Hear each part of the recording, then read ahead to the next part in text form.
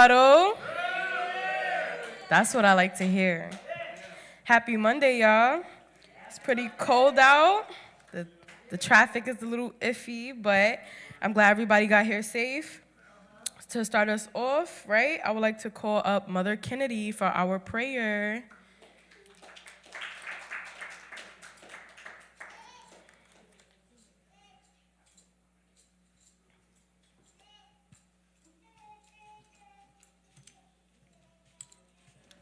Good evening, Huddle.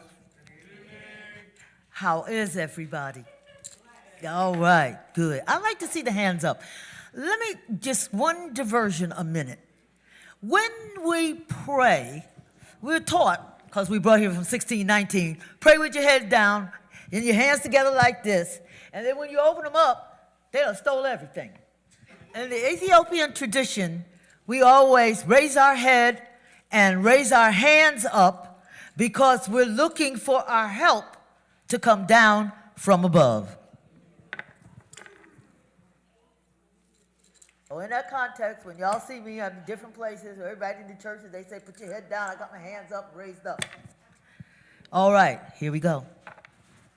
Mother God, the Father, Mother God of the universe, we thank you right now for life, for health, and strength. We ask you to bless our leader, Reverend Al Sharpton. We ask you to bless National Action Network. We ask you right now to bless the youth, bless the huddle. And God, we ask you right now to be the doctor in the hospital. We ask you to send your healing spirit to Mo. We ask you to send your healing spirit to Sister Kathy. And we know that you are the doctor that has never lost a case. So therefore, God, in the name of Jesus, we place them in your hands. We ask you to bless us tonight as we get ready for this holiday season. Let us not lose sight on who we are and where we are going and where we are coming from. And in the year to come, we ask you to help us to be strong and to uphold and to carry on. These and other blessings we ask in the name of the Mother, Father, in Jesus' name. All in agreement. Ashe. Ashe. Amen. Amen.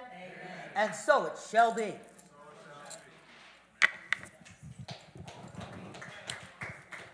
Thank you, Mother Kennedy. Now, I will be doing your scripture for today.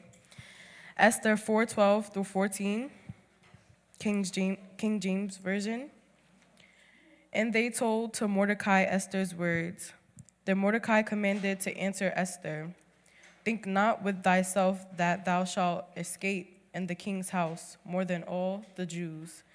For if thou altogether holdest thy peace at this time, then shall their enlargement and deliverance arise to the Jews from another place, but thou and thy father's house shall be destroyed, and who knoweth whether thou art come to the kingdom for such a time as this.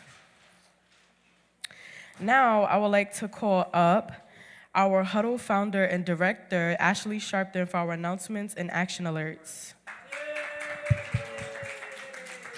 Thank you, Giselle. Happy Huddle Monday, everybody. Thank you again for coming out in this freezing weather.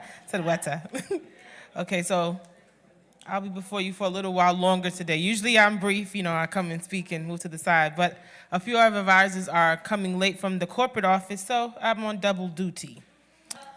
Okay, who is Congressman Hakeem Jeffries? Why is he relevant? Raise your hand. Okay. He's the new head of the Democratic Party in the House of Representatives. Right. And the first black man to do that. All right, let's clap that up. Good answer. All right, so we're starting off. I'm reading the action alerts. And at the end of the action alerts, we're going to talk about Loudmouth, because it's Loudmouth Week, and Loudmouth will be in theaters all over the nation this Friday. Let's clap that up. So, Gino, as I'm talking, make sure you get ready, because as soon as we finish, we're going to play the trailer. It's not coming? Okay, well, maybe not. Maybe we're not. But we're going to keep playing with it until we can get it to come forth. So we're kicking off, congratulations to Congressman Hakeem Jeffries. Reverend Al Sharpton and Nan extend heartfelt congratulations to U.S. Rep. Hakeem Jeffries on being elected leader of the House Democrats in Congress. Congressman Jeffries discussed the new leadership post on Reverend Sharpton's nationally syndicated radio show and will speak at Nan's House of Justice this coming Saturday. So make sure you're here. Make sure you're here early because it's probably going to be packed and you'll need a seat. He's a committed member of the National Action Network for more than a decade. He hails from Brooklyn, Brooklyn-born, Harlem-bred. Congressman Jeffries has worked closely with Reverend Sharpton on a host of civil rights issues across the years. Another barrier to equal representation has come down. Next year, Democrats will enter the House chamber led by a black representative for the first time, said Reverend Sharpton. This has been a long overdue moment in America, more than 150 years after Joseph Rainey became the first black American to serve in the House. Quote, I think today of one of my mentors, Brooklyn's own Shirley Chisholm, let's clap her up, who over 50 years ago became the first black woman elected to the House. Reverend Sharpton said after news broke that Congressman Jeffries made history to become the first black to hold the post. She fought to make sure black voices didn't only have a seat at the table, but that America listened when they spoke. They and those who came in between laid the groundwork so that today we can call Hakeem Jeffries the House Minority Leader. Added Reverend Sharpton, Rep. Jeffries has been our ally in government who appreciates that legislation is the true pathway to change. Even with a GOP-led House, we are confident he will not give up on the John Lewis Voting Rights Act or the George Floyd Justice and Policing Act. In turn, we will not give up that there is more diversity and inclusion in House leadership. Let's again, congratulations, Rep. Jeffries, and we will see you Saturday, Lord willing. All right, Loudmouth continues to make a roar. The documentary that chronicles Reverend Al Sharpton's activism makes its theatrical release on December 9th in over a dozen cities, including New York, Atlanta, Chicago, Detroit, Houston, Miami, and more. And it tells the story of Reverend Sharpton's career as an activist. Who here has already seen the documentary film? Okay, that's not enough. So a lot of y'all, we going to the movies. We all going to the movies, all right? So throughout the film, it examines his key moments in Reverend Sharpton's life, from the 1980s to the national response to the murder of George Floyd in 2020, which most of us have experienced because we were outside on the front lines with him at some time during that time period. Take a look here. You can visit nationalactionnetwork.net. Again, that's nationalactionnetwork.net for those who are watching online to see where the documentary will be showing and to see different times and exactly which theaters that you can visit. And we are very excited about that. Congratulations to you, Reverend, and you keep up the fight. All right, everybody say Georgia. Georgia. All eyes on Georgia. Don't forget to vote. For all those who are watching, our Georgia viewers, I know for Levy, you're watching. Morehouse is watching. If you're a Georgia resident, don't forget to vote in the December 6th runoff election. That is when? Tomorrow? Right, tomorrow. We've been doing a lot of work in our Atlanta, it's a few Georgia chapters in Georgia on the ground, led by Ron Saylor, on the ground. He's our chapter leader of NAN in Atlanta. But who knows who the Senate runoff is between? Just shout it out. Shout it out. And the werewolf. Warnock and the werewolf, right. So we're not going to tell you who to vote for, but Warnock and the werewolf. So make sure Warnock, all right, or the werewolf. I'll read this as it's written, though. If you're a Georgia resident, don't forget to vote in the December 6th runoff election between Senator Raphael Warnock and his challenger, Herschel Walker, for the U.S. Senate. NAN will be closely monitoring the election results, of course, and if you need more information on where to vote, please visit the nationalactionnetwork.net, or you can call right here, the House of Justice.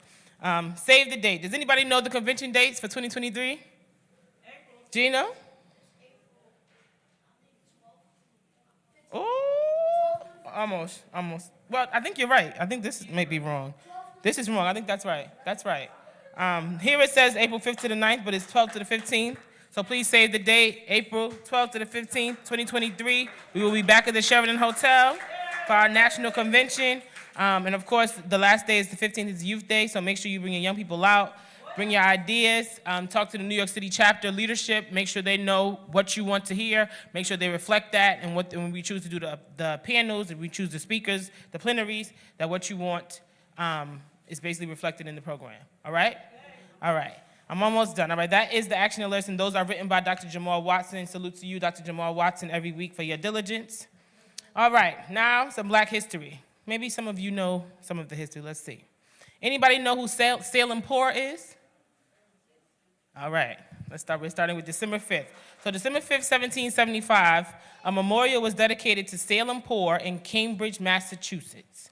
Poor was a slave who had brought his freedom and became a hero fighting in the American Revolutionary War for independence from England. Anybody know who Phyllis Wheatley is? Mother Kennedy? Poet. All right, good job. Poet. And on December 5th, 1784, the amazing poet Phyllis Wheatley died in Boston, Massachusetts. Wheatley was kidnapped in Africa at age 7 and sold to a prosperous Boston family, which placed a high value on education. By age 12, she was reading Greek and Latin classics. In the 1770s, she became a sensation in the city because of her amazing ability to write poetry. A London company published her first book of poetry. Sadly, she died in poverty before she could find a publisher for her second book. Let's say, rest in peace, Phyllis Wheatley. Rest in peace? Phyllis Wheatley. December 5th, 1870. Anybody know William Bill Pickett? All right. Mother Kennedy? We have a cowboy. All right now. You know your history. All right now. December 5th, 1870. Legendary black cowboy William Bill Pickett was born in Travis County, Texas. Standing only 5'7" and weighing 145 pounds, he was considered one of the toughest men ever to be called a cowboy. He became famous in the Miller Brothers 101 Ranch Wild West shows, where he performed daredevil feats and invented the rodeo sport of bulldogging. Let's say, remember William Bill Pickett. Remember? William Bill Pickett. Yes. One thing, they did have a television show earlier, and mostly all of the black rodeo riders were black. But Copy that. television, they were depicted as white people. Especially Huddle Monday Dec. All right, the Did You Know remix. All right now. You're going to give us the Black History Fact next week, please. All right. Anybody heard of James Cleveland?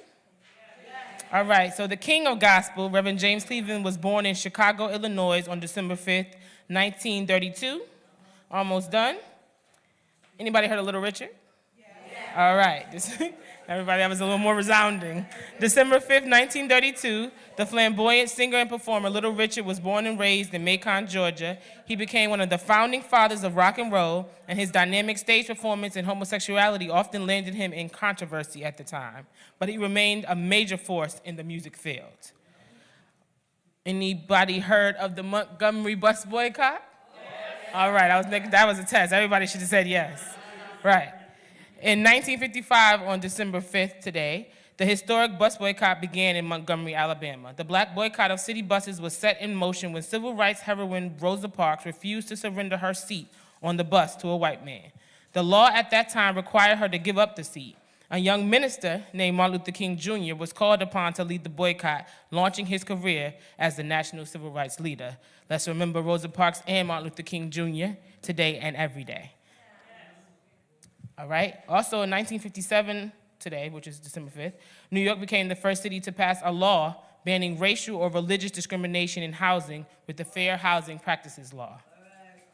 All right, and last but not least, tomorrow, which is December 6th, 1849, anybody know who Harriet Tubman is? Yes. All right, that was good. All right, that was in unison. 1849, Harriet Ross Tubman escaped slavery in Maryland, but she became perhaps the greatest conductor on the Underground Railroad, returning to the South 19 times and helping an estimated 300 slaves escape. Despite a serious head injury received from an angry slave master when she refused to beat another slave, Tubman was one of the black America's greatest examples of courage and determination. During the Civil War, she also spied on the South and relayed the information to the Northern generals.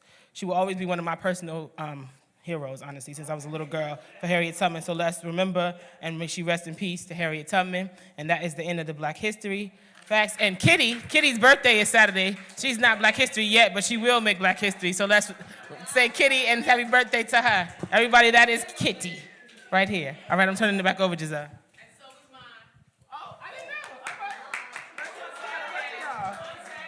On Saturday? Oh, same day.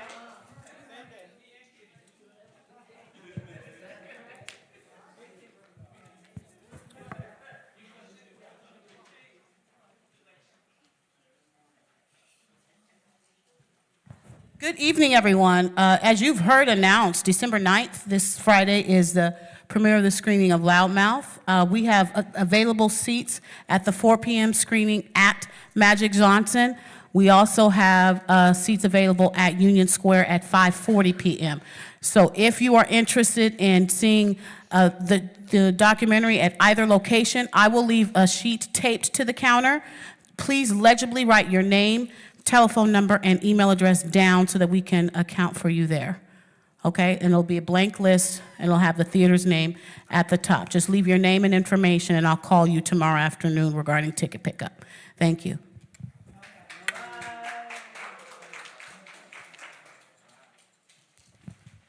Thank you, Katrina. So now I'd like to call up Arnold Penix for our Artivism segment. Clap it up for Arnold Penix. Loudmouth.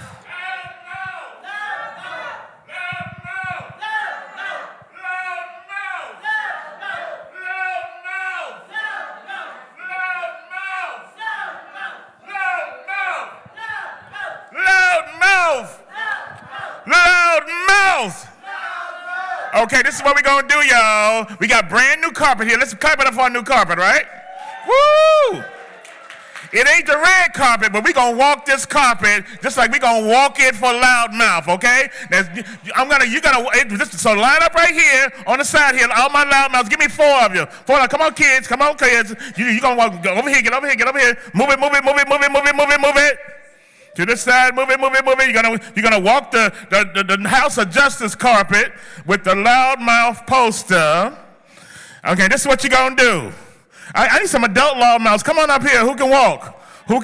Come on up here. Gina, get up here. Get up. And you two telling everybody to get up. You going over there. Come on, host. Come on, walk the Loudmouth carpet. We got 4. That's all I need. Now this is what y'all gonna do. Okay? You're going to walk with the poster one at a time. Now, Junior, you're going to have to show us how to walk the carpet. You're going to come up on the stage. I need some photographers. Who can be photographer? Come on, be a photographer. Come on down and be a photographer. You be the photographer. Come on, be a photographer. Just sit down. Just pretend you got a photographer. No. Okay, you can be a photographer. Okay, come on. All right. No. I want you to. Okay, you can be a photographer. Come on, actually be a photographer. Please, you got the camera. Okay, and this ain't Hollywood, this is Harlemwood, okay? Harlemwood. And we're gonna walk the House of Justice carpet. So you're gonna walk up on the stage, Gina, and then you're gonna walk and take a pose in front of the white screen there. That's our backdrop. And then you're going to walk back off and give the poster to the young lady here. And we're going to do it that way, okay? Okay, we need a big round of applause. Ladies and gentlemen, who's coming? This is a premiere of Loudmouth. And look who's coming. Well, Loudmouth activist Gina Williams. Give her a big round of applause. And she's walking with the Reverend Al Sharpton. Hello?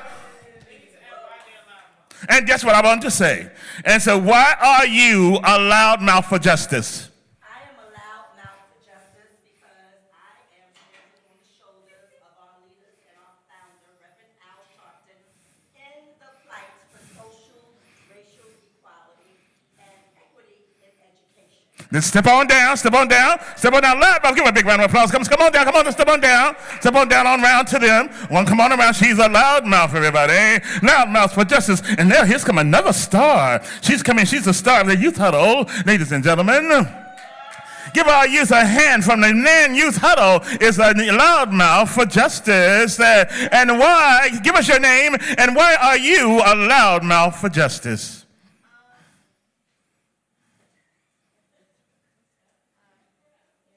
Your name? Okay, I'm gonna have to come up here and do the Wendy Williams thing. Okay, what's your name? Peyton. Peyton, and why are you a Loudmouth for justice? I don't know what to say. Say what's on your heart. Say what are you fighting? What are you fighting for to be when you grow up? You a Loudmouth for justice because you want to be? When I grow up, I want to be a doctor. I want to be a doctor when I grow up. So we're going to do loudmouth. So step on down. Loudmouth for justice. Loudmouth.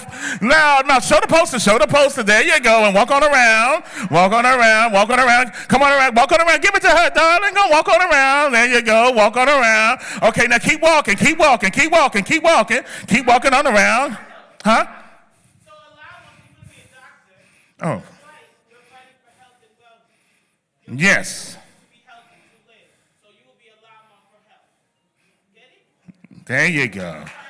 Okay, loudmouth for health and wellness. Go give it to your colleague over there. Okay, you want to try it again? Let's go back up. Cause we just take two. All right, here we just clap it up for our loudmouth for justice. Yeah. And your name is Peyton. Peyton. And why are you a loudmouth for justice? I am a loudmouth for justice because when I grow up, I want to be a doctor for health and wellness. That sounds like a take. Step on down. We're going around and give it to them. We're going, like I said, we want to see you walk, girl. All right, here you go. Here's our leader, our fearless leader of the Name Youth Huddle. Loudmouth for justice. Loudmouth for justice. Come on down. And you are Giselle. And Giselle, why are you a loudmouth for justice and you're walking the House of Justice carpet with Reverend Al Sharpton? I'm a loudmouth for justice because later on in the year, I'm going to enlist in the military under Navy Nurse Corps, and I genuinely want to help people and get justice. Loudmouth for justice. Walking with the Reverend Al Sharpton on our brand new carpet, our brand new House of Justice carpet. And here come Gino with the loudmouth for justice signage. So, and coach, give us your full name and why are you a loudmouth for justice? I'm Gino Myers, and I'm loudmouth for justice for the kids when I grow up.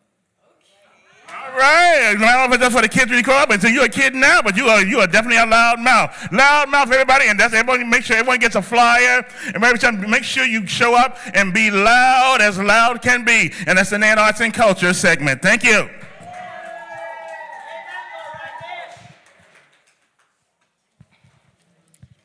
Thank you, Arnold Penix.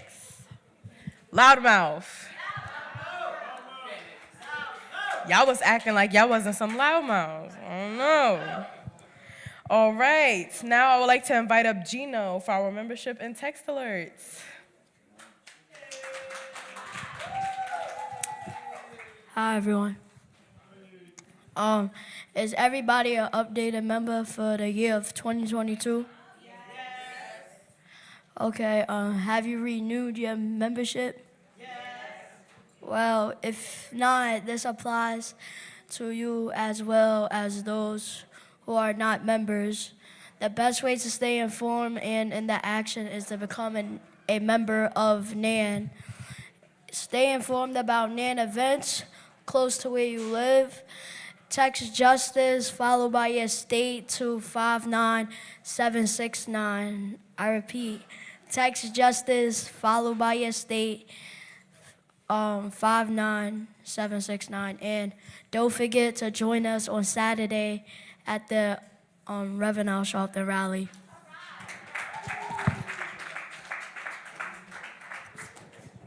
Thank you, Gino. Okay, so now I would like to open the floor up to good news. Any good news from the weekend, week? Nobody has good news. My good news is I'm passing all my classes. I'm getting better with my Spanish too. And yeah. Say something in Spanish. Huh? Say something in Spanish. A mí gustos, that means I like. And corno, it means run. And then ventas, I think it means Thursday, I'm not sure. Friday, yeah.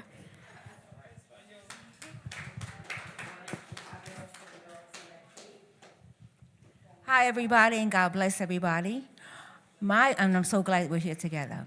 My good news is I'm going to be volunteering at the Magic Johnson Movie Theater, passing out flyers and information for the movie Loudmouth. I saw it, and it's a movie that everybody needs to see. That's why I'm talking now. So those of you who are looking online, please share the information. It's a vital documentary of a very important person who's alive and well, thank God, today. And you're really sincerely invited to join National Action Network. God bless y'all. Thank you.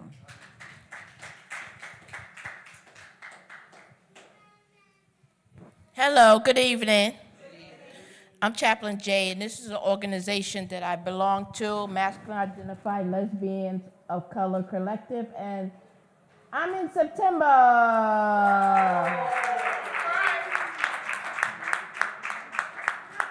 That's my good news.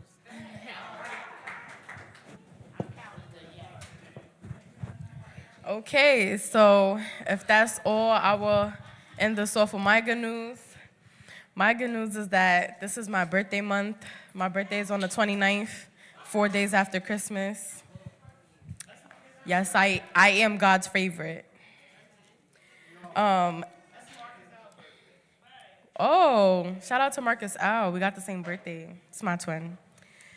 So now let's get into the did you know, because you may not have known. We're going to start off with Patrice.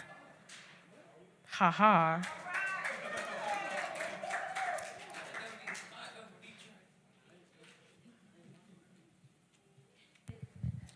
Good evening, Huddle family. So as Giselle said, this is a Did You Know? So how many of you have heard of Mayor Adams' new plan for the mentally ill? You heard about it? That's not too many hands. So we're going to talk about it a little bit today. Mayor says NYC will treat mentally ill even if they refuse.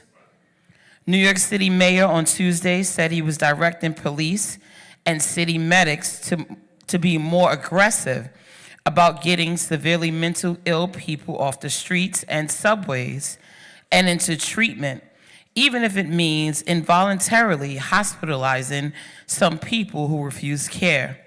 These New Yorkers and hundreds of others like them are in urgent need of treatment, yet often refuse when it's offered, Mayor Adams said at a news conference, noting the problem of mental illness has long been out in the open.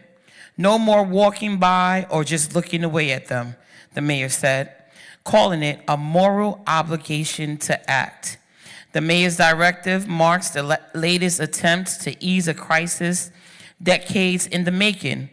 It will give outreach workers, city hospitals, first responders, police, discretion to hospitalize anyone they deem a danger to themselves or unable to care for themselves. As part of the initiative, the city is developing a phone line that would allow police officers to consult with clinicians. The mayor's announcement was condemned as a wrong-headed by some civil rights groups and advocates for the homeless. The mayor is playing fast and loose with the legal rights of New Yorkers and is not dedicating the resources necessary to address the mental health crisis that affects our communities, said Donna Lieberman, executive director of the New York City Civil Liberties Union. Forcing people into treatment is a failed strategy for connecting people to long-term treatment and care. The Coalition for the Homeless also denounced the mayor's plan, saying the city should focus on expanding access to voluntary psychiatric treatment. The Legal Aid Society, along with several community-based defender services, said the mayor was correct in noting decades of dysfunction in mental health care. They argued that state lawmakers must no longer put the address to crisis and approve legislation that would offer treatment, not jail, for people with mental health issues. Adams has called for an expansion of the use of the 1999's Kendra's Law, which allows courts to order defendants with mental illness to complete treatment. The law was named after Kendrick Webdell, who died after being pushed onto the subway tracks by a man with a history of mental illness.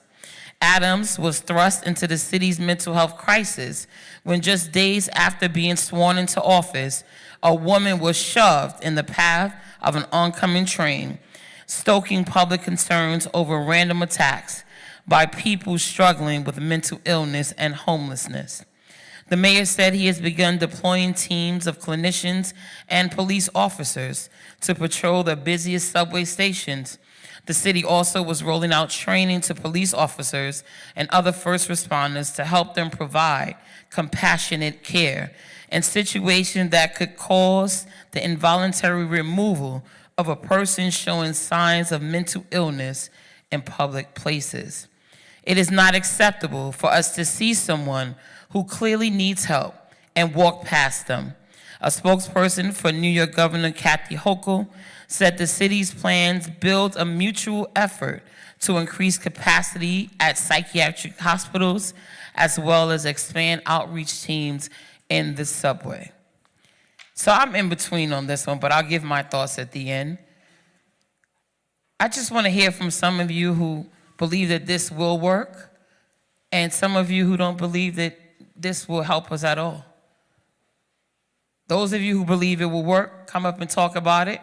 And those who believe it won't work, let us know why you think so.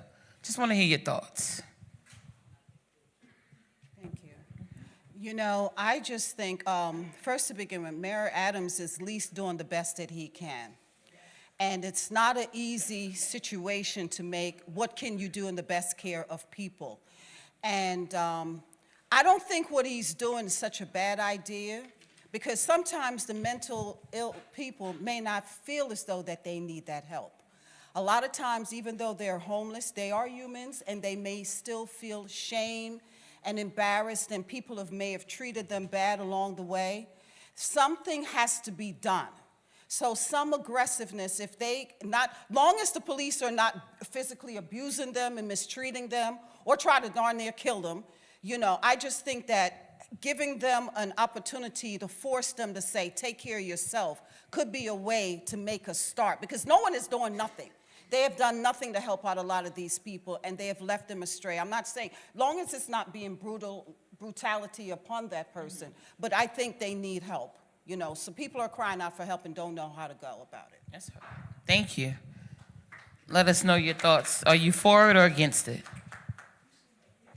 Generally, I am against it. Only because I've resided in this city. I was born in Harlem. And when I see people who are basically considered street people, they really don't bother other people. So I don't know how they're going to determine that they are a danger to themselves and others. You know, and they leave it up to discretion. It's like they could pick up anybody and say that. So what I had thought of in terms of a possible alternative is offer a person who clearly is living on the streets, who may not want to be confined to a hospital and forced to take treatment, but at least offer them a meal, a place to go to clean up, and let them speak with people who obviously will show a real concern for them, and they might decide to willingly get health services, but not necessarily this involuntary confinement type of situation. So I think there's an alternative that the mayor can consider to approach a person with some human decency in terms of their physical well-being, offer them a place to shower, to eat, and then engage in conversation and ask them would they want to continue a lifestyle that obviously will improve their well-being. Anytime it involves police officers, their discretion is really, really chaotic. And anybody who really knows some of the history of some of these really rotten, evil cops may not want to interact with any police officers on that level. And it may get where violence will have to be perpetrated because they've been given permission now to just grab them up, which is basically how I saw it. So again, I'm not for it, but I also understand the mayor wants to help. to the best of his ability. So I hope you're listening, or somebody who knows you is listening. Consider offering the people who are living on the streets a place to eat and to shower and to get some clean items and to get some real therapeutic talk. And maybe they'll be willing once they understand that they won't be harmed. Thank you very much. Thank you. Thank you. Are you for it or against it? Right now, presently, I am 100% for it, only because last week on the way to work, there was a homeless person asleep, and another homeless person who appeared definitely to have some mental health issues came through the car with a gas can and was about to pour gasoline on the sleeping person. So myself and two other people shoved him away so he wouldn't pour the gasoline on. The lighter fell, I kicked it, somebody scooped it up, a gentleman got up and kindly took the person with the gas can off the train. So that's why I'm 100% for it. And Sister Word, you're absolutely 100% correct. And right now with the safety injection spots, they do offer meals, they do offer counseling, they do offer fresh clothes and showers. So that has been affected. It's unfortunate that right now, when Mayor Adams came into office, he has so much to clean up because of the pandemic and the aftermath of the pandemic, even though we're still in it.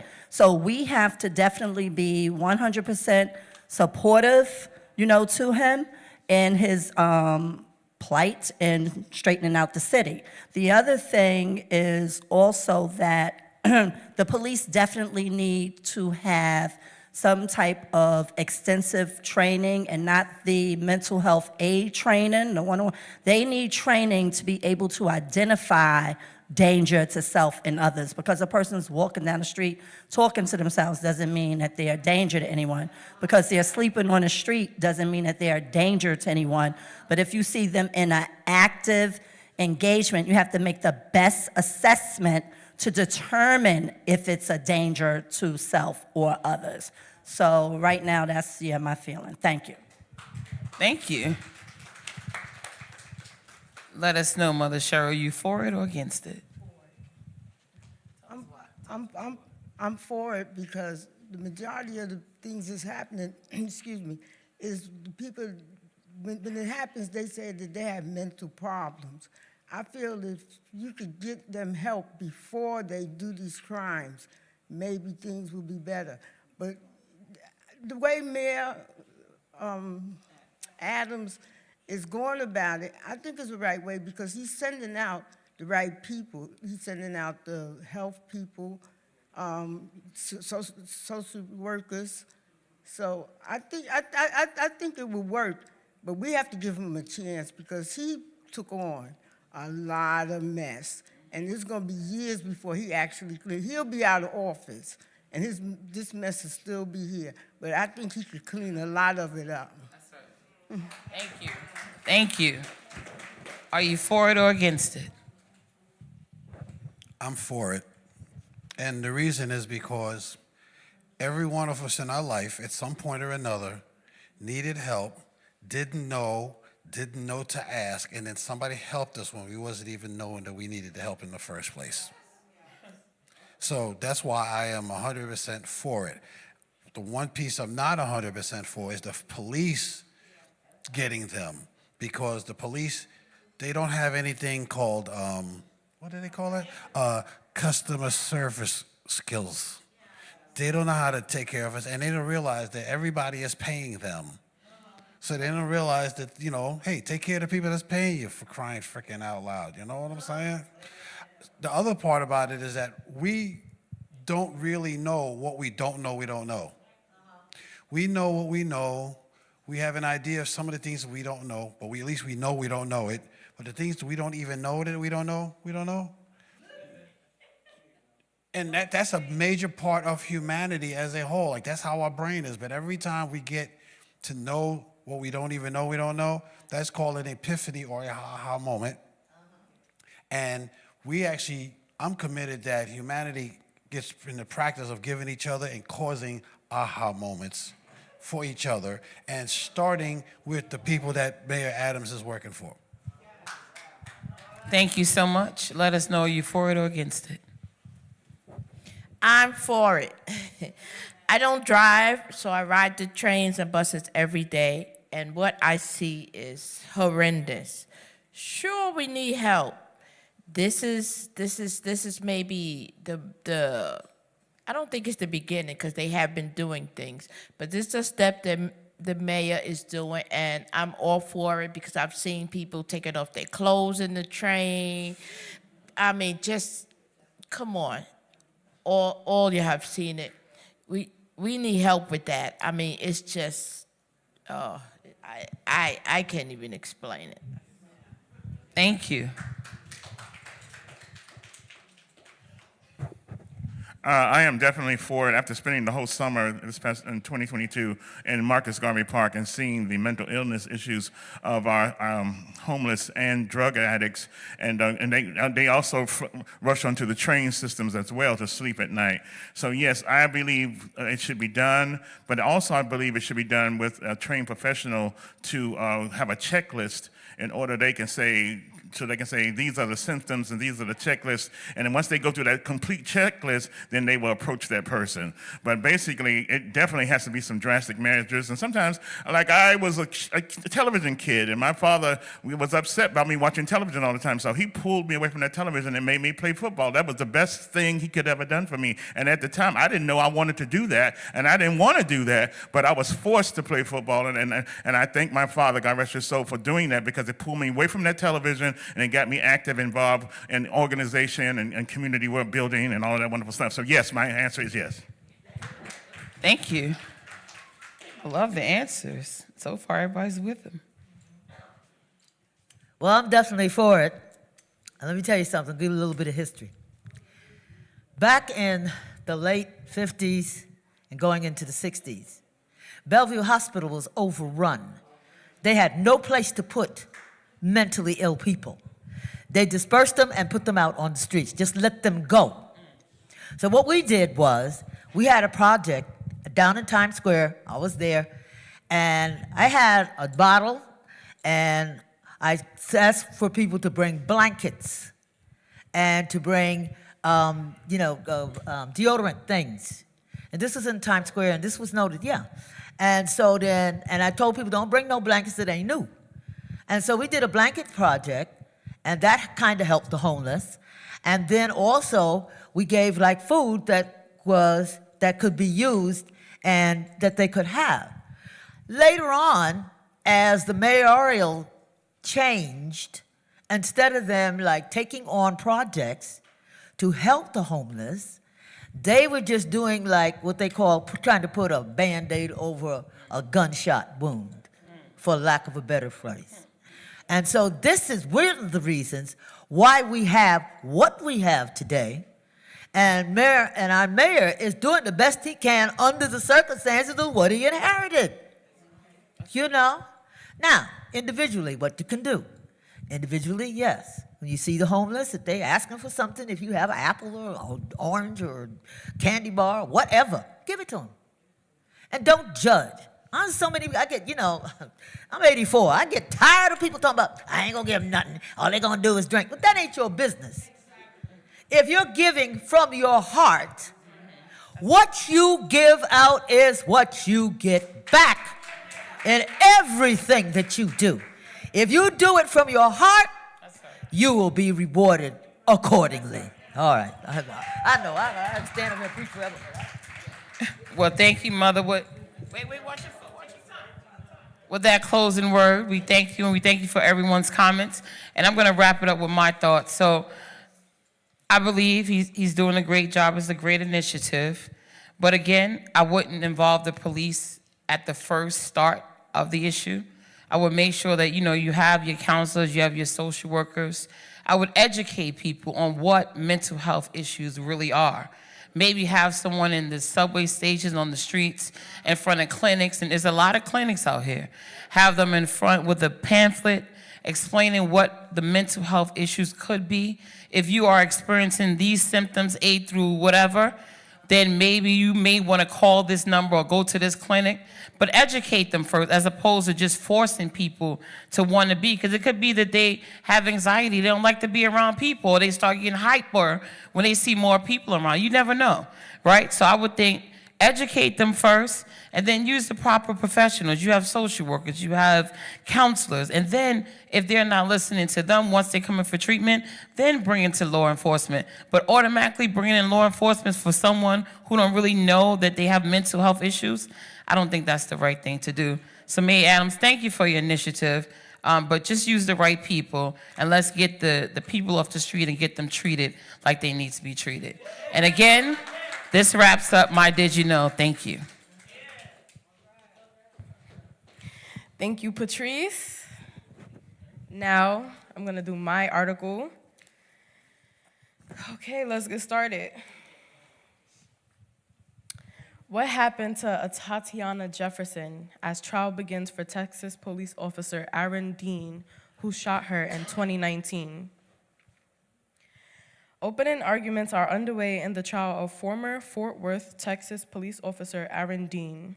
The 38-year-old is charged with murder for shooting 28-year-old Tatiana Jefferson in 2019, just moments after beginning a non-emergency welfare check at her home. The case involving a white officer and a black victim occurred 7 months before the police killing of George Floyd galvanized nationwide racial justice protests. It touches on many of the same issues that would later bring millions of Americans into the street in 2020. Aggressive police use of force, strained dynamics between white officers and communities of color, and the difficult question of how to best reform police departments in America. Here's what you need to know about Tatiana Jefferson's story. The shooting.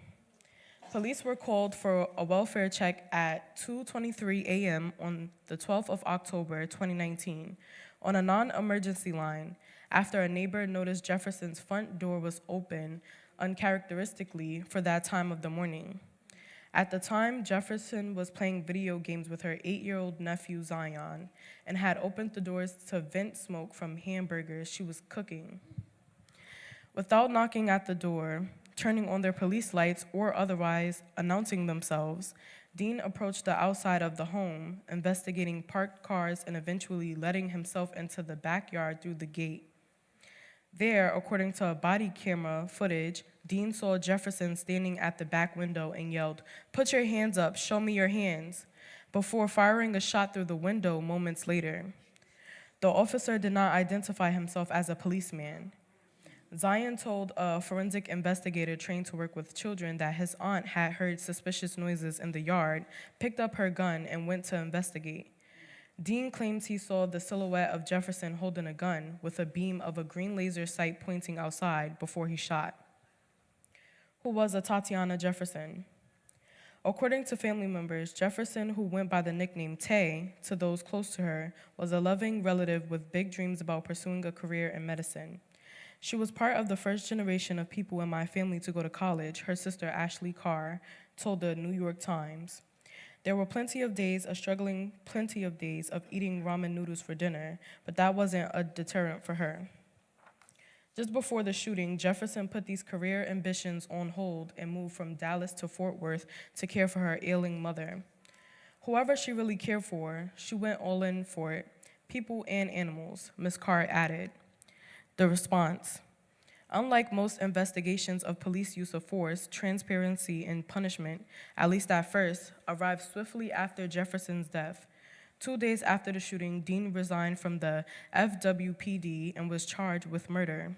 City officials, including the police chief and Fort Worth's Republican mayor, were quick to condemn the violence for shattering community police trust. It is very emotional because the officers tried hard every day to make the city better. They are trying to build these relationships, the interim police chief at the time, Ed Kraus, said. I liken it to an anthill, and somebody comes with a hose and washes it away. The killing, though it didn't receive the kind of nationwide attention that later police slayings would, touched a nerve in the Fort Worth community. For some, Jefferson's shooting was another example of racist state violence in a region of long history of redlining, and a majority white police force overseeing a population that's majority black and Hispanic.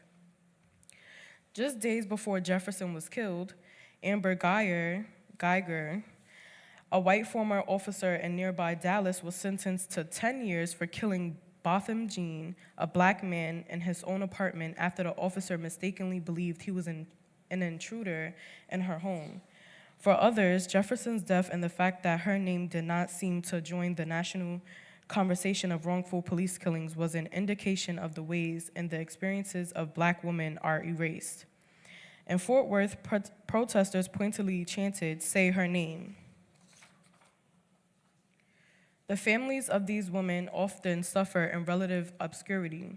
Black feminist legal scholar Kimberly Crenshaw, who created the Say Her Name hashtag, wrote at the time, "Their daughters' deaths don't elicit the marches or news coverage that could catalyze accountability. When most people think about anti-black violence, like lynchings or police killings, they think about men. Women rarely come to mind first." The trial. Despite the unexpectedly swift punishment for Dean, it took more than 3 years for him to head to trial. The case was delayed by legal wrangling, the death of his primary attorney, the removal of the initial judge overseeing the case, and claims from the former officer's team that statements from local officials about the shooting would bias the outcome. Dean, who has pleaded not guilty, claims he reasonably believed he was in danger. Miles Brissett, his attorney, told the court on Monday the house Dean was called to investigate looked like it had been ransacked and that the officer had reason to fear for his safety. "That gun was relevant," Mr. Brissett said. "This is a tragic accident." Critics have argued that Jefferson's killer may not face a competent jury to handle this complex case after the court approved a majority white panel with no black members. After years of delay, the murder trial of the former Fort Worth police officer accused of fatally shooting Tatiana Jefferson in 2019 is underway, civil rights attorney Ben Crump wrote on Twitter on Monday. "Unfortunately, the jury doesn't include a single black juror. I am praying that her family receives a fair and just trial." Observers are worried that even if Dean is convicted, Fort Worth hasn't made any major changes to its policing policies to prevent future tragedies. "I've learned not to expect much from most of Texas, and especially from Fort Worth," Kendra Richardson, founder of a local mutual aid organization, told Al Jazeera. Others are more hopeful the death of Jefferson will inspire positive change. "You, my dear, have indeed changed the world by your sacrificial love, unbridled work ethic, and enduring legacy that is yet to unfold," Jefferson's mother wrote in a message read at her eulogy. So that concludes my Did You Know? I didn't have a question. I just wanted y'all to come up and voice y'all opinions on the article. But if nobody wants to come up, Sister Word.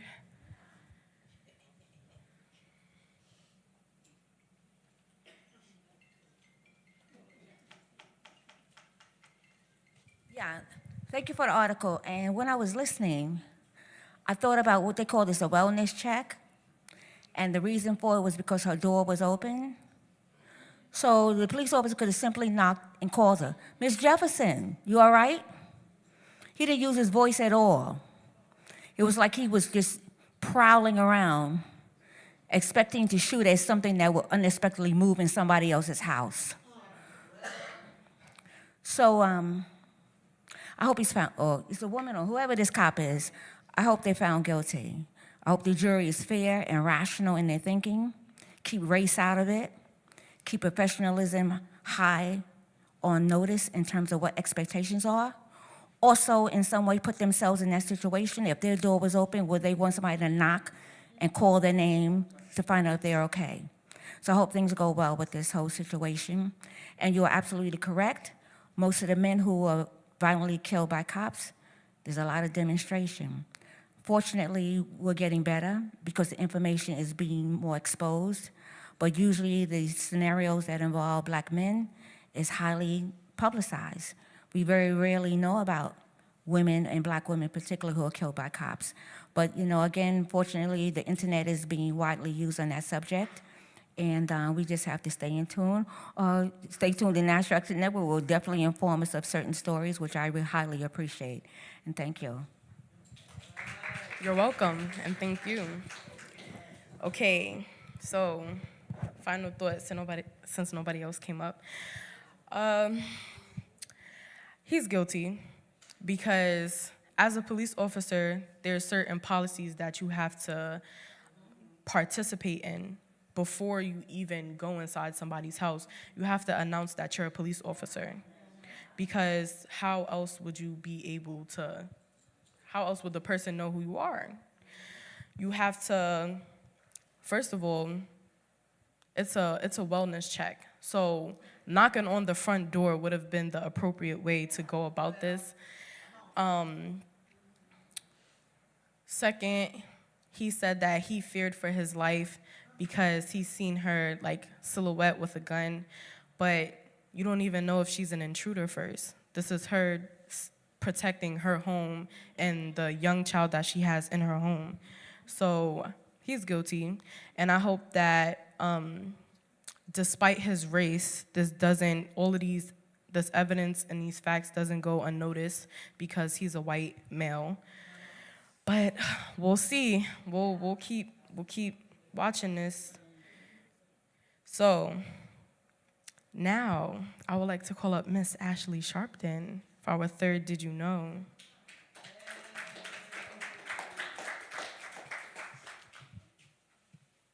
Thank you, Giselle. I'm back.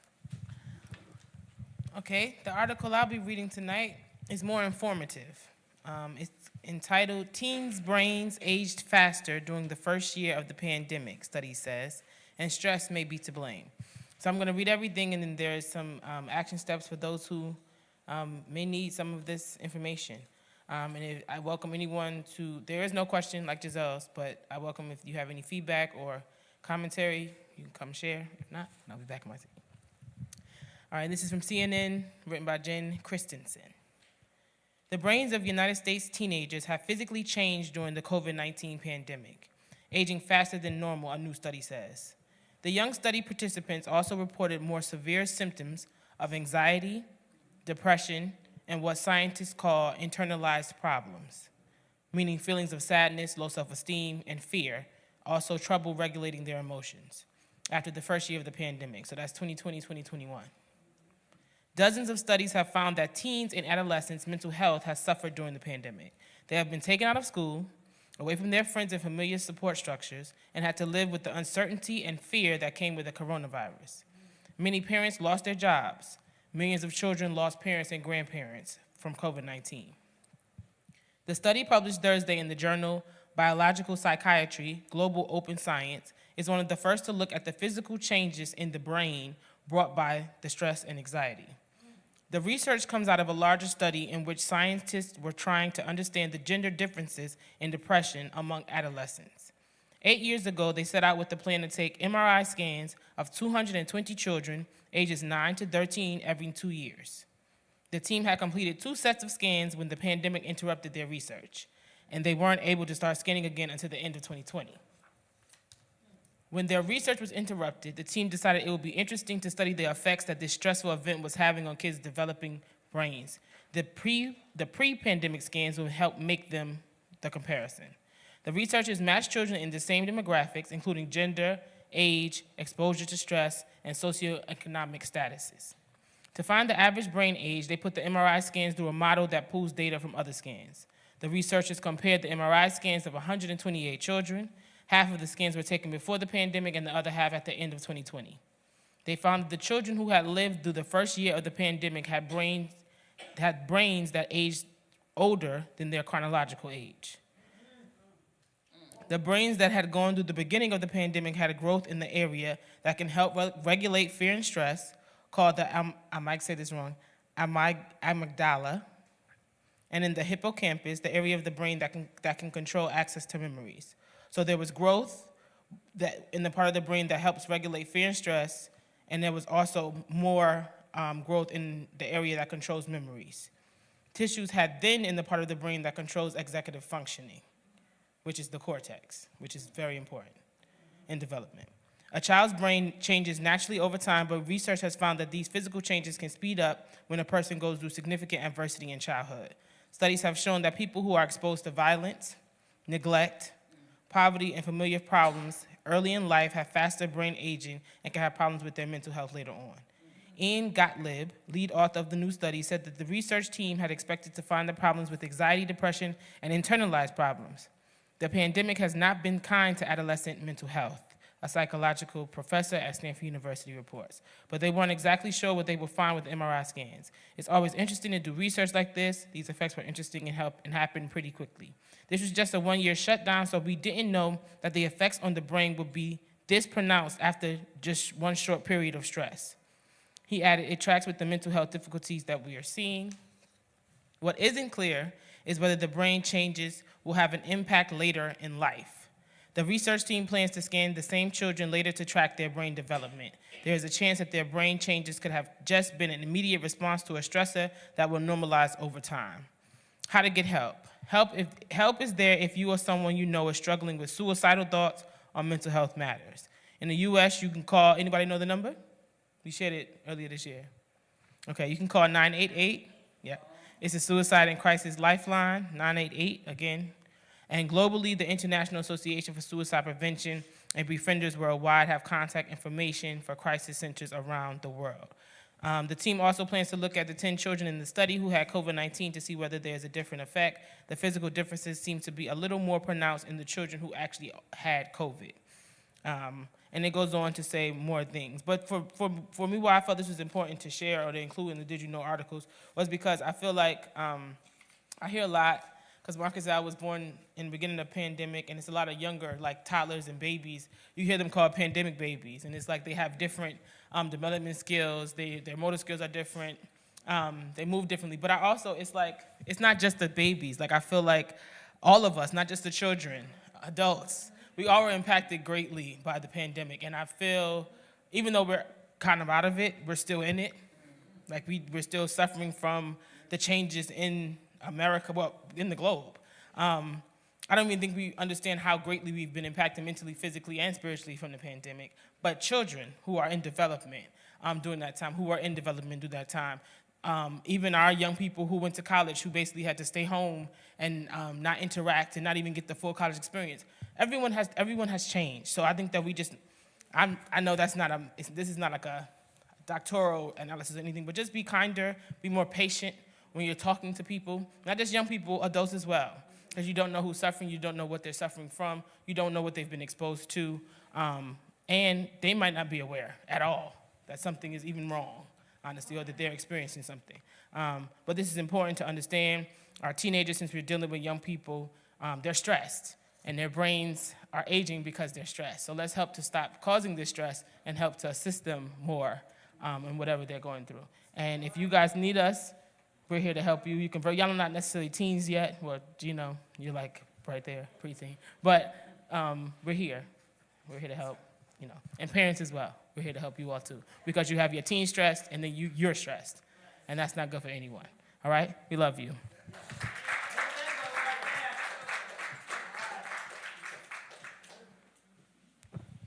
Thank you, Ashley. Now I would like to call up Trey for our last Did You Know segment. All right. Bringing it on home. So earlier we talked about Georgia's Senate runoff race. It's a couple of things happening. So under Georgia law, public colleges and university students can use their student ID to vote, but those at private schools, including 7 out of 10 HBCUs, cannot. Interesting, right? So we're going to dip down into this. So activists had rallied outside of Atlanta, or actually at a polling site in Atlanta on November 8th, right around the midterm elections. As we know, in case you don't know, the midterm elections for the Georgia race is in a runoff between Raphael Warnock, the incumbent senator, and Herschel Walker, the Republican nominee. So our story starts when Lauren Nix a senior at Spelman College in Atlanta, cast her vote in last month's midterms. She did so in her home state of New York, here, New York City. Nix, a 21-year-old international studies major at the historically black college, had been told months earlier by fellow students about a law that does not allow students from private colleges and universities in the state to use their school ID as identification to vote, a rule she believed would prevent her from casting a ballot in Georgia. As a result, she wasn't able to vote for her preferred candidate, Democratic nominees and incumbent Senator Raphael Warnock in November, or in next week's runoff election either. Actually, it will be this week. You can't use that Spelman ID, she said in a recent interview. I just thought I wasn't eligible. Her confusion from a 16-year-old provision in Georgia voting law in which only IDs from state schools, not private schools, are considered an acceptable form of voter ID. It's a provision that voting rights experts say continues to confuse voters, especially college students or others who barely face barriers as a result in many of them voting elsewhere or not at all. Furthermore, they argue it has a disproportionate impact on student voters of color because, again, 7 out of the 10 HBCUs in the state of Georgia are private institutions, including Spelman College. Nix could have brought in another form of identification to vote. Under Georgia law, and this is where it gets very important in states like this, her passport or her New York State identification would have sufficed. Or, for example, but she didn't know that, which many college students didn't. Nix said she didn't want to risk not being able to vote, so she simply did what a lot of other voters did, remained registered in her home state, and in this case, her home state of New York, and voted with an absentee ballot. Students in general often have a more difficult time assessing the ballot box because all sorts of things. For example, their addresses are often changed. Voters of color face barriers to the ballot box as well, so when you make that overlap, you're making it even harder for a subset of voters for whom it's already quite difficult to cast a ballot. Another senior voting rights attorney, Raul Gabadov, I apologize if I butchered his name, who works at the American Civil Liberties Union said, there are about 157,000 registered Georgia voters who do not have an ID number on file with the Secretary of State's office, according to Vote Riders, a nonpartisan nonprofit organization in advocacy for voters who live in states since voter ID laws. The Office of Georgia Secretary of State confirmed the number. There are about 10,000 students enrolled at private HBCUs across the state of Georgia. Why that is important, because folks like Miss Nix, who turned around and figured she could have just simply used the passport or her New York ID to register and go vote in Georgia, but instead of her not knowing that, she decided to stay registered in New York. Why is that important? Margin of victory. These little margins that we talk about, every election counts. I want to say the Warnock race is within 10,000 votes. So if you apply that same, practice here, if all those students at the HBCUs could vote, I'm not saying hypothetically they will all vote for Warnock, but given how close the race is, that could not only make a difference in the Warnock race, that also could make a difference in the Stacey Abrams race. But it's little information like that that our local chapter in Georgia and Atlanta, I think that they should, not that I think, it will be best if they can help disseminate this little bit of information out to the college students, because the difference between going to a Morehouse and a Spelman, they're private HBCUs, but Clark Atlanta is not. It's public. So the Clark Atlanta students could go and vote and use it, but right across the street, Morehouse and Spelman cannot. See the difference? Very big difference. So, but given how close major races in the state have been over the past 2 election cycles, they have empathized that any impact the law has could affect the outcome of any race. Take a look at any recent Georgia election and you'll see that every vote really matters to the outcome there right on. The margins are exceptionally thin, Danielle Langs, the senior director of the voting rights unit at the Campaign Legal Center, said, another nonprofit voting watchdog group. So in a race like this, making sure that access is broad and possible, and as broad as possible, is essential to make sure the results reflect the desire of Georgia voters. The provision in question stems from a state 2006 voter ID law. It's been amended several times, but the law continues to require that to cast a ballot, voters must present a Georgia driver's license, a driver's license or identification card from another state, a Georgia voter ID card, a passport, a government employee ID, a military identification, or tribal identification card, or any identification card issued by any branch, department, agency, or entity of the state of Georgia. You do not need a combination of all those things, just to make it clear, but any one of those things would suffice.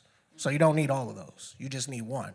But if you're a college student, likely if you're a freshman or sophomore, you may not have a passport. That's one.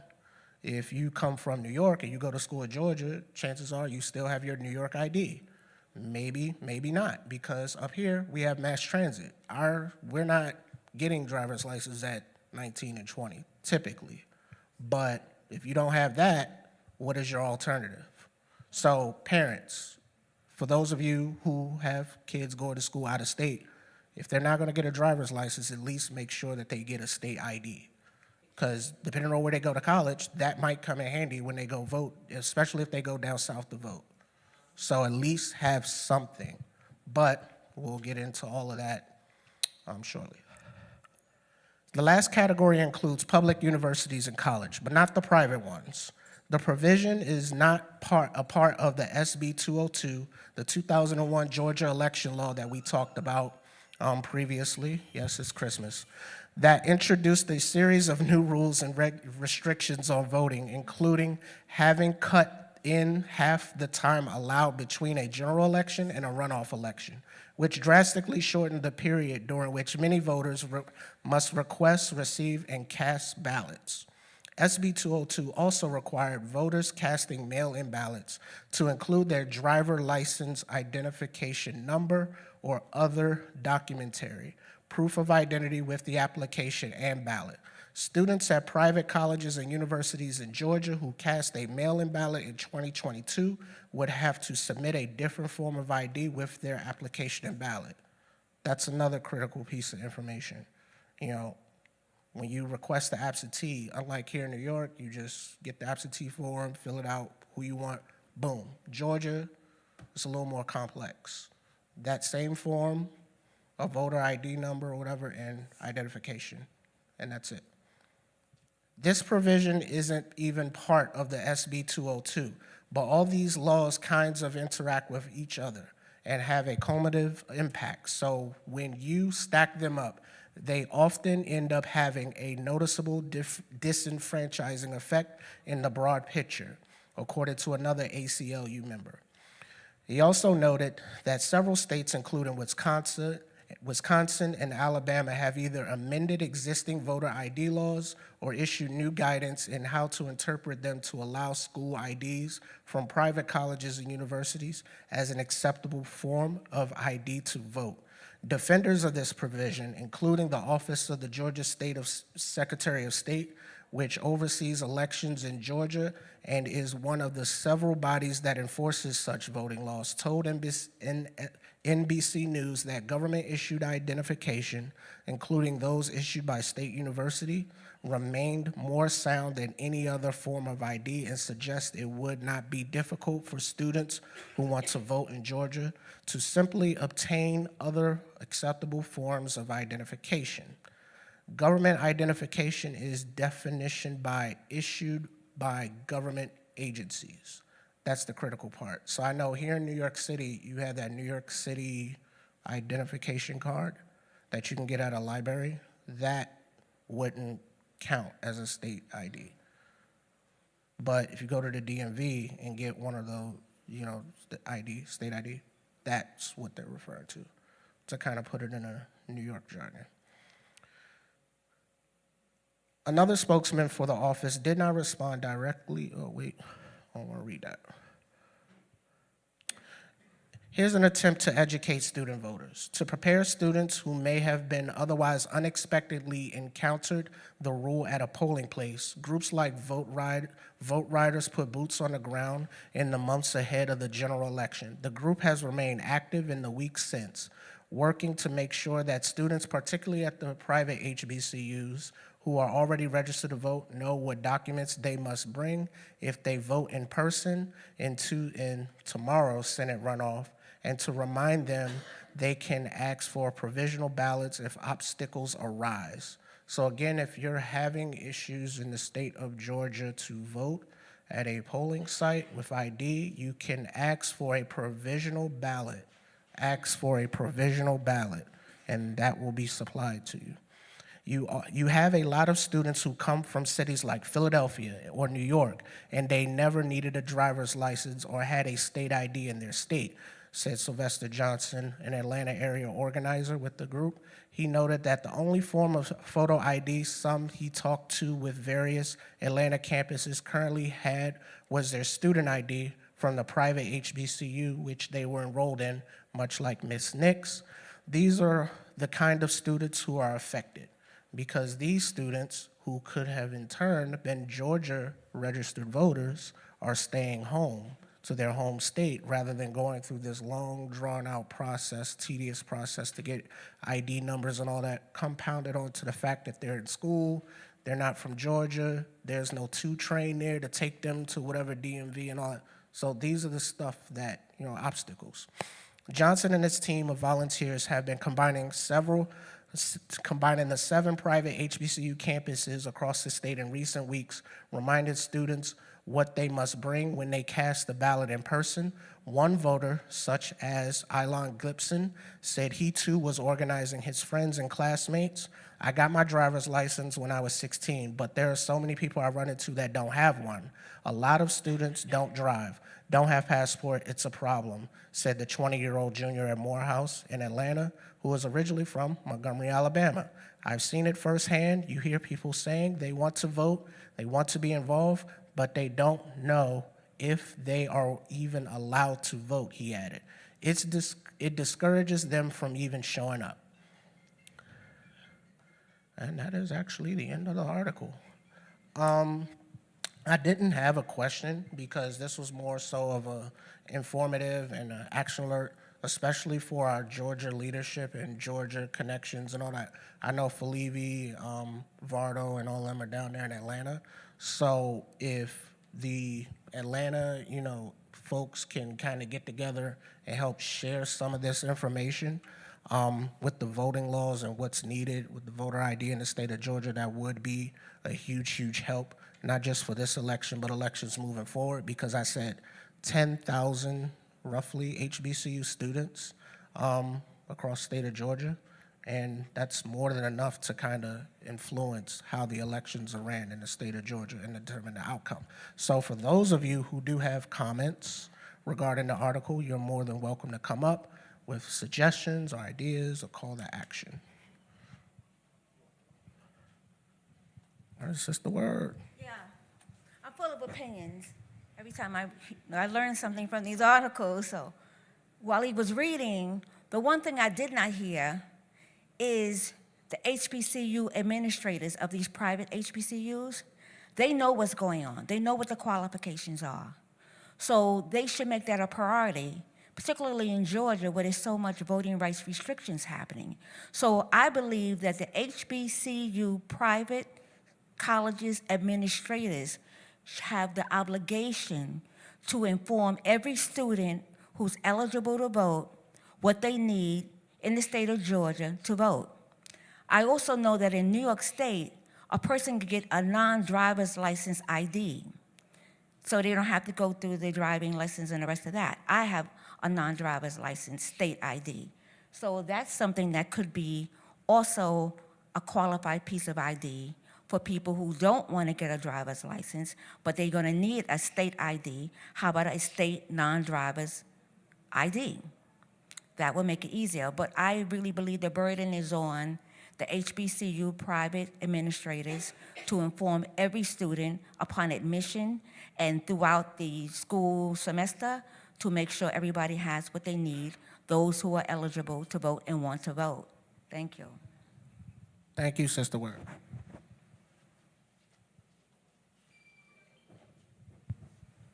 Okay. As I'm listening to this, I'm remembering something that I learned in one of my earlier careers. I've had a few careers. I was in dispatching, messaging, and then I was in sales, and now I'm in coaching and courses. But I was in sales, and I was selling cars in Jersey City from 94 to 98. And while I was there, they used to teach me all kind of stuff. One of the things they said was, the headline giveth, but the small print taketh away. Ooh. So I had to be responsible. My mom had cancer. She passed away in July of 98. And she was a teacher. She worked, she was under the teacher's insurance department. And she had told me and my sister about a year and a half ago that she was going to have money for us, which I was honored about and happy about, but at the same time I was heartbroken because that's the way I had to get it. She had to die for me to get it, right? But I was like, you is not going to not get me this money. So for 6 months, they was busting my chops, talking about, no, we don't know, sorry, talk to the hand, all of that, right? So finally I said, can I get your policies and procedures manual? He sent it to me because I figured, what the heck? And I found out that they was BSing me because if she had passed away 2 weeks later, I wouldn't have been, we would have been eligible. But she was within 2 weeks of the eligibility thing. And when I told them that, they said, okay, let me talk to the boss. And then a couple of days later, okay, we'll send you a check at the end of the month. So from that point forward, you can't get away with not knowing the details, at least around Tony Veer. You ain't getting away with that because you gotta know what's going on because they don't want you to know what they don't want you to know so they can keep control of it and they could act like they don't have to take responsibility for hiding it from you because you don't know. So no, from now on, the headline giveth, the small print taketh away. Don't let anybody get away with that crap around you. And that's what I got. Thank you, brother. What we have to realize that the GOP party is doing everything that they can that black folks won't vote, okay? The Republican Party, they have tried to redistrict people. They have tried to not get information out. They have tried to make it so difficult for us to vote continuously. And we have to understand that we have to start plotting like they plot. They plot continuously to take away our rights, to try to destroy us. And they realize and recognize there's a whole Gen Z crowd that's coming up, the future kids. They're more savvy, they're stronger, they're full of a lot of knowledge, especially with the technology, and they're in massive. So they're trying to do everything they can do to deny us, redistrict us, pull us away from having our voices being heard and having our opinion out there. So we need to really watch the plot that the Republican parties, because they can't win on just people coming out, because nobody basically vote for Republican anymore, except for hateful, racist people. And I'm gonna keep it real, okay? So most of the people would like to vote Democrats because Democrats get things done. Okay? Democrats are about social issues. They're about what's going on in our world. They're about improving. It blows me when I hear the Republican Party talks, and especially Kevin McCartney wants to be Speaker of the House, and all they're talking about is pulling back off the things that we're making strive to do. So my question to a lot of Republican parties, okay, when you want to take away what the Democrats do, what do you have in place to do? What are you supplementing that you're going to pull away? What are you putting in position when you're pulling out a position of something? So to me, the Republican Party, they full of such crap. They should be called a bull crap party, more so than a party that's being involved. And and a lot of them, especially people like Marjorie Green Taylor, she's a Nimrod. I wish she would walk the streets of New York one day instead of with all her mouth threatening people in Congress and in the Senate. Most of these people, if they want to, like say for instance, the Republican Party wants to they're going to be taking back the House. They want to talk about Hunter Biden and things of the past. Nobody cares about what Hunter Biden did way back then. We want to deal with what's doing now. And if they're going to be investigating previous things, like trying to keep this orange man back in power, let that, whatever they're going to use to investigate people, let it come out of their pockets, not the people pockets, when they're going to be doing all these investigations. I'm just saying. Thank you, sister. Yes, that was very strong and powerful. So I just wanted to share something. I'm a proud mom of a HBU graduate from Howard University.